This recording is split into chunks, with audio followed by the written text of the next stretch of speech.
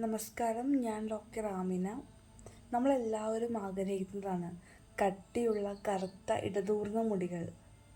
അപ്പം നമ്മൾ അറിഞ്ഞുകൊണ്ടോ അറിയാതെ ഒട്ടനവധി മിസ്റ്റേക്സ് നമ്മുടെ ഭാഗത്ത് നിന്ന് ഉണ്ടാവുന്നുണ്ടാവും. അപ്പോൾ അതിലൊന്ന് അഡ്രസ്സ് ചെയ്യാനാണ് ഞാനിന്ന് ആഗ്രഹിക്കുന്നത്. എന്തെന്ന് വെച്ചാൽ ഇപ്പം എല്ലാവർക്കും ഇഷ്ടമായിരിക്കും ചൂടുവെള്ളത്തിൽ കുളിക്കാൻ വേണ്ടി. അപ്പോൾ ഈ ചൂടുവെള്ളം എപ്പോഴാണ് ഒരു വില്ലനാവുന്നത് എന്ന് നമുക്കൊന്ന് ചിന്തിച്ച് നോക്കാം. നമ്മുടെ ഹെയർ എന്ന് പറയുന്നത് കെരാറ്റിൻ എന്ന് പറയുന്ന ഒരു പ്രോട്ടീനുകൾ ഉണ്ടാക്കിയിരിക്കുന്നൊരു കാര്യമാണ്. അപ്പോൾ നമ്മൾ ഈ വെള്ളം ഇപ്പോൾ ചൂടുവെള്ളമാണ് നമ്മൾ തല കഴുകാൻ യൂസ് ചെയ്യുന്നതെങ്കിൽ ഈ പ്രോട്ടീൻ ഡീനേച്ചർ ചെയ്യാൻ സാധ്യത ഒഴുകുന്നു. അപ്പോൾ അങ്ങനെ സംഭവിക്കുമ്പോൾ നമ്മുടെ മുടിയുടെ സ്വാഭാവികമായിട്ടുള്ള ഗുണങ്ങൾ പലതും നഷ്ടപ്പെടുന്നു. അപ്പോൾ നമുക്കറിയാം ഹെയർ ഫോളിക്കിൾ ഉണ്ട്, അതുപോലെ തന്നെ തൊട്ടടുത്ത് തന്നെ സെബേഷ്യസ് ഗ്ലാൻഡുകളൊക്കെ ഉണ്ട്.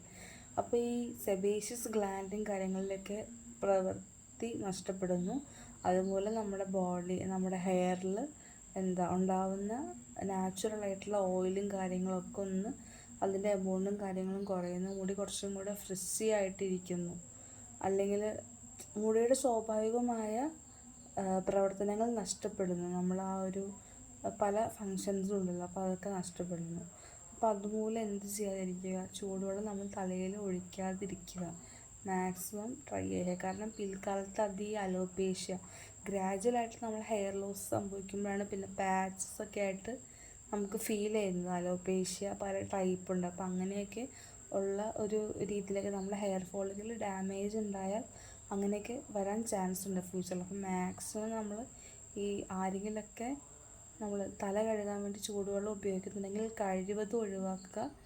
കാരണം ഏറ്റവും നല്ലത് എന്ന് പറയുന്നത് കോൾഡ് വാട്ടർ ആയിരിക്കും, കുറച്ചും കൂടെ നല്ലത്. അപ്പോൾ മാക്സിമം കോൾഡ് വാട്ടർ അല്ലെങ്കിലും ചൂടില്ലാത്ത വെള്ളം യൂസ് ചെയ്യുക. മാക്സിമം ശ്രദ്ധിക്കുക എല്ലാവരും. ഇതുപോലുള്ള കൂടുതൽ വീഡിയോസുകൾക്കായി ചാനലൊന്ന് ഫോളോ ചെയ്ത് സപ്പോർട്ട് ചെയ്യുക. Thank you.